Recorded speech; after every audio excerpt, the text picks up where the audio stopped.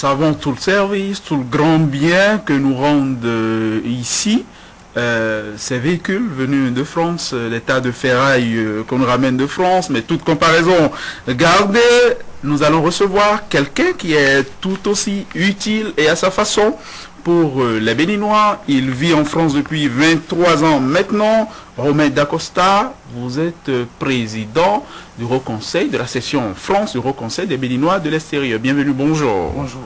Et pour faire complet, vous êtes aussi le directeur de la communication de la mairie de Rosny-sous-Bois, c'est tout près de Paris.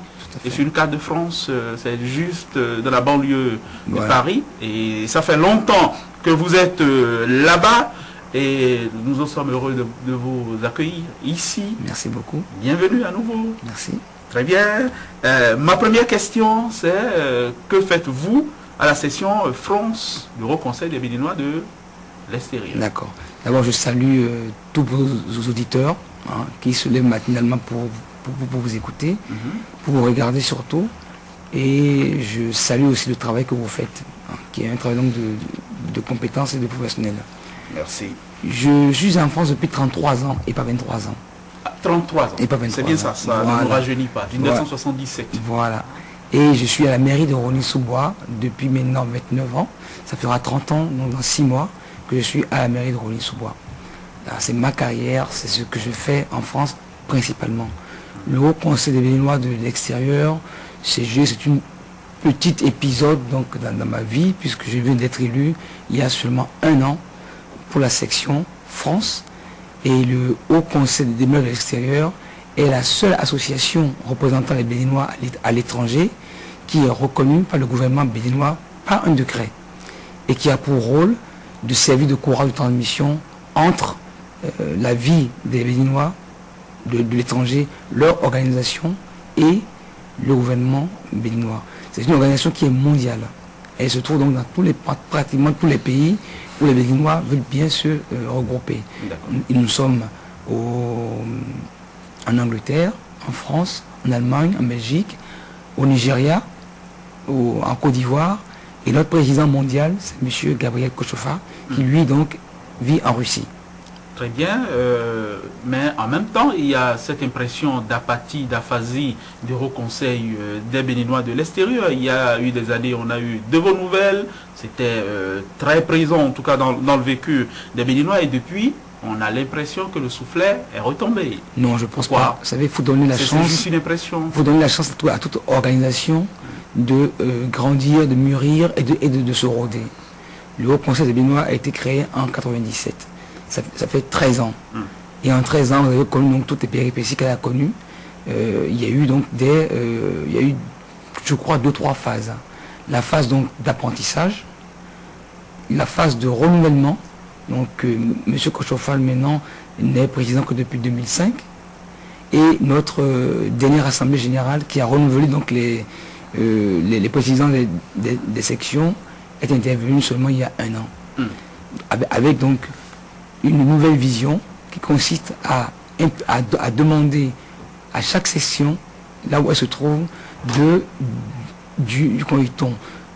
travailler pour le regroupement des Béninois, de travailler pour les faire se réunir et parler d'une même voix.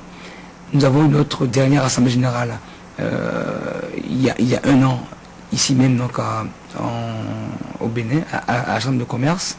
Et depuis, des choses se passent. Il y a eu la journée béninoise de la sélection donc, du Canada. Il y en a eu en Italie. En Italie, il y en a eu aussi donc, à Rosny-sous-Bois. Et chaque section travaille avec d'autres associations béninoises sur place pour, comment dit-on, essayer donc de rayonner dans le pays. Vous verrez que avant les prochaines années qui marqueront donc le terme donc, des nouvelles équipes mises en place, vous verrez donc la présence donc, du Haut Conseil des Béninois.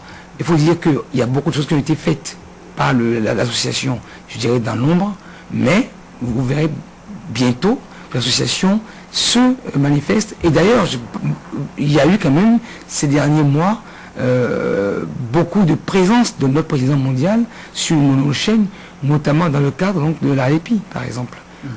On nous a beaucoup vus. Hein. Je pense que M. Kojofa est passé sur votre plateau et sur d'autres chaînes également pour exiger, ou ne serait-ce que ça, que les Béninois de l'étranger soient reconnus dans leur droit de vote aux prochaines élections présidentielles. Ne serait-ce que ça, c'est pas un point de détail, c'est quelque chose qui vous tient à cœur, vous autres Béninois. De l'extérieur, vous, Romain Dacosta, vous vivez en France, vous êtes établi depuis 1977 et vous êtes accompli là-bas et vous êtes assez souvent au Bénin, chez nous, où vous êtes utile, c'est si loin, si proche. Cet exercice-ci a aussi une valeur pédagogique. Ça devrait donner envie, ça devrait susciter aussi des vocations. De là-bas, de la France où vous êtes, qu'est-ce que vous apportez concrètement? Quelle est votre contribution au développement de notre pays? Il y a à peu près, je crois, c'est 20 ans. Je suis parti du Bénin il y a 33 ans, mais ça fait 20 ans, depuis le renouveau démocratique, que régulièrement, je reviens au Bénin. Et j'avais déclaré, au moment où beaucoup de gens, beaucoup de compatriotes, beaucoup de mes homologues sont rentrés à Cotonou pour faire de la politique, à l'époque, j'avais choisi de rester en France parce que j'ai estimé que rester en France, pour moi, j'étais plus utile à mon pays que de rentrer à cette époque-là. Et c'est ce que j'ai fait. On n'a pas assez de temps pour citer tout ce qui a été, donc, que j'ai accompli. Ne serait-ce que l'association Amitié et Développement avec le Bénin que j'ai créé. Beaucoup de Béninois peuvent en témoigner. Nous avons travaillé dans plusieurs domaines. Dans le domaine de la formation professionnelle, en aidant par exemple des jeunes créateurs de mode béninois à aller se former en France. Je peux citer Didier Fabrice. Nous avons travaillé dans le domaine culturel avec des troupes folkloriques qu'on a subventionnées pour aller faire des tournées en France. Nous avons aidé beaucoup d'artistes béninois.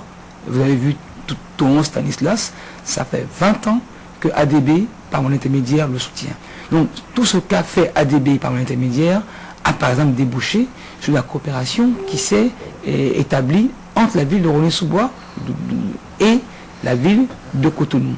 Et cette coopération-là également a initié maintenant le fait que nous avons créé une autre association à Cotonou qui s'appelle Association pour le développement municipal, parce que les actions que j'ai menées avec la ville de Roné-sous-Bois et en direction de la ville de Cotonou, ces actions-là ont suscité des intérêts auprès de beaucoup de communes de donc vous avez élargi le spectre. Tout à fait. Oui, mais on retiendra aussi que vous avez été candidat aux dernières municipales, c'était en 2008, c'était dans le 7e arrondissement de Cotonou.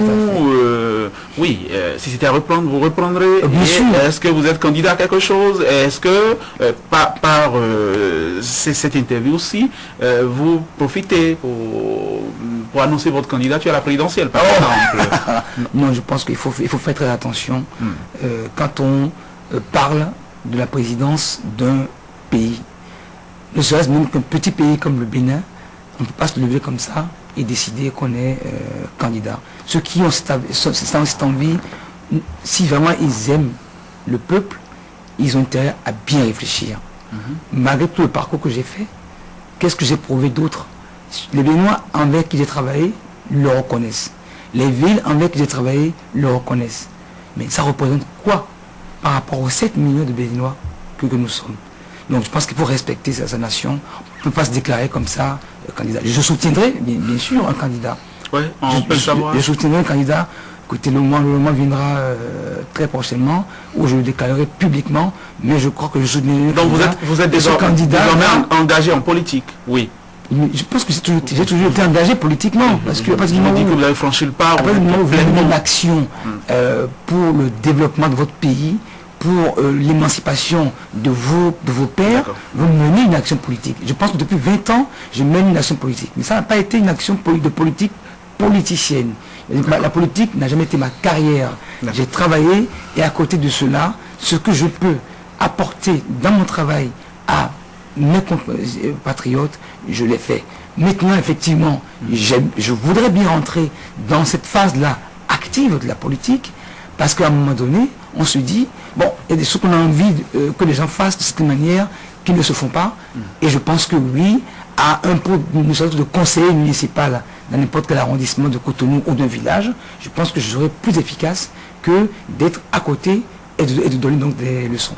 Oui, donc tout en étant en France, hein, parce que vous n'êtes pas Non, pressé de revenir. J'ai 55 ans vous avez dit que maintenant. vous êtes plus utile là-bas.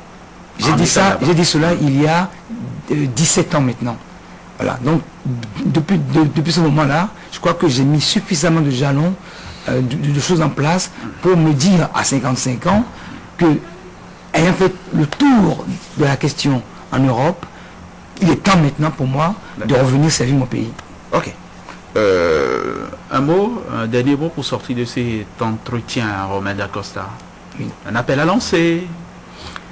Écoutez, moi je suis en France, comme je vous ai dit, mais je suis souvent ici. Hein. Je suis pratiquement tous les mois au Bénin. Je m'intéresse à la vie politique de mon pays. Et je vous dis, nous sommes à moins de 3 mois maintenant des élections présidentielles.